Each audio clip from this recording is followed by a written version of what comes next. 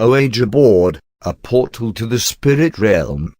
For those not familiar with Ouija Board, it is a flat board usually made of wood marked with the alphabet letters, numbers from 1 to 9 and the words, yes, and no. Some latter editions added the hello and goodbye on it. The Ouija board came to be popular in the 1890s, when Ouija Board commercialized it, but the idea goes back thousands of years before that. China was one of the cultures that used the planchette writing, or automatic writing, which holds similar principles to the Ouija board as far back as 1100 AD. It was also practiced by ancient India, Europe and Middle East as a mediumistic method to communicate with the spirit world. The word Ouija is believed to derive from a French word, oe, and a German word, ja, combination meaning yes. Automatic writing is not recognized by the scientific community as a portal to another world, and considered to fall in the pseudoscience category as an ideomotor response guided by unconscious muscular exertions, though that does not eliminate the belief by many that the movements often caused by the medium and his board are strong enough to be considered as caused by a spirit or some other invisible force from the beyond.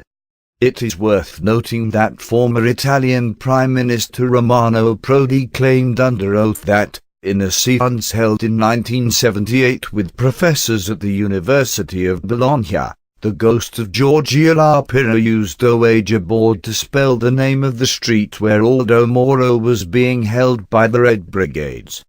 There are tens of reported incidents related to Ouija board which can be detected in news archives all over the world, most of it supportive to its genuine claims to be a channeling tool with the spirit world. Religions consider the board as a channeling tool belonging to Satan, and only evil spirits communicate through it. Therefore religious authorities forbid using it and regard it as a heresy and a dangerous tool of communication with the devil.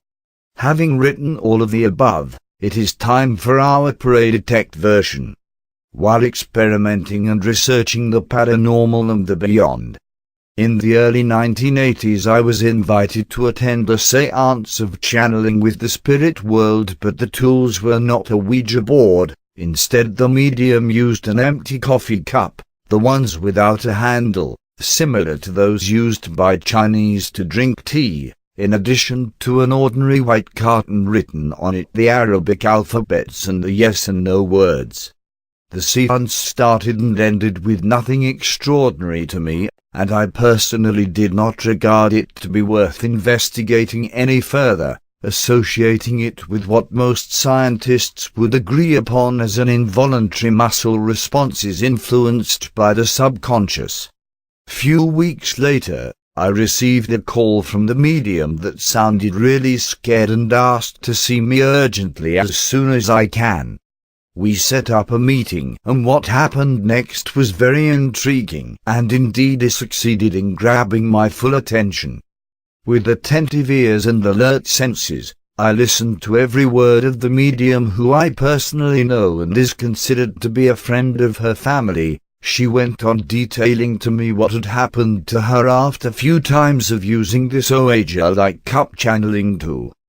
She told me that after several times she became addicted to using it, and started doing so almost every night or whenever she was alone. Soon after, she began experiencing repetitive nightmares almost every night, and things became uglier and she became very scared. Though she is an educated young woman who does not scare easily and do not even believe much in the spirit-related legends, this apparently did not save her from what came next. After the nightmares phase, she began experiencing very weird and eerie feeling, while awake, accompanied with a sense that she is not alone. Later she realized she actually was not alone. In fact, she claimed to have a companion admirer from the spirit world that seemed to be attached to her, and he started flirting with her as days went by. That spirit went as far as telepathically telling her he likes her, and he lifted her skirt on one occasion, saying to her how nice a sexy figure she had.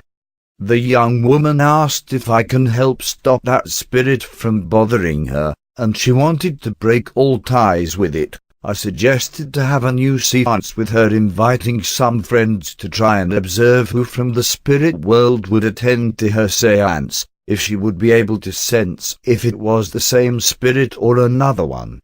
Later that weekend we invited several friends and commenced with the seance preparation. I still remember we started approximately 7 at night. At the first 15 minutes nothing happened, then suddenly she had a response and the seance started. She asked who it was that attended. The answer was always very vague. I later took over the questioning and started bombarding the supposed spirit with all sorts of tricky questions until it admitted that it was not the one we expected. Eventually, 10 minutes after that confession, the first spirit, who was young one, was kicked out by a new spirit much older, and who seems to be the one intended. When we asked his age, he claimed he was over 300 years old.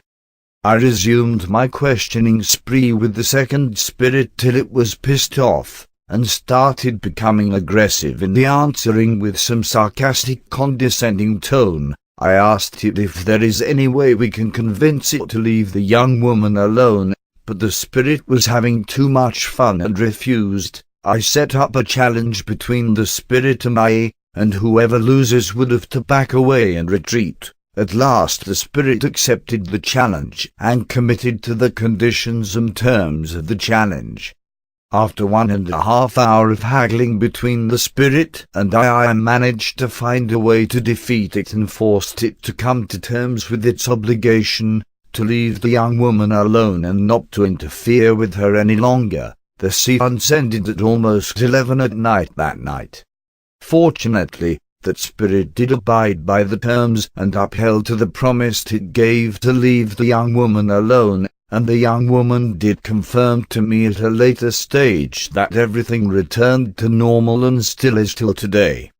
The only request I asked the young woman was never to use this channeling method again.